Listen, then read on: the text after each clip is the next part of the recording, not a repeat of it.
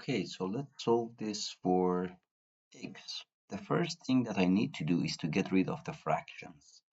And to get rid of the fractions, I need to find the least common denominator for 2 and 4. Least common denominator, which is 4 here. Then I multiply each term by 4. So I would have 4 times 3x plus 5 divided by 2 minus 4 times x minus 1 divided by 4 equals 4 times 7. Now you simply see that this 4 divided by 2 is 2, and this 4 and this 4 cancels out each other, and this 4 times 7 is 28. Now it's time to distribute.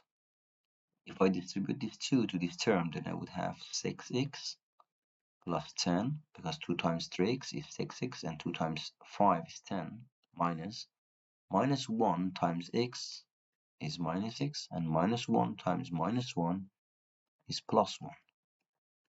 Alright? Now if I simplify, then I would have 6x minus x, which is 5x, and 10 plus 1 is 11 equals 28. Alright?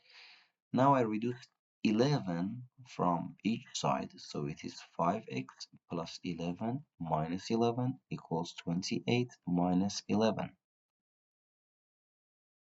And now these two cancel out each other, and here I would have 17. Okay, so this is 5x equals 17, and now I divide each side by 5, so it is 5x divided by 5 equals 17 divided by 5, and this 5 and this 5 cancel out each other, so what is left is x equals 17 divided by 5, and this is the final answer.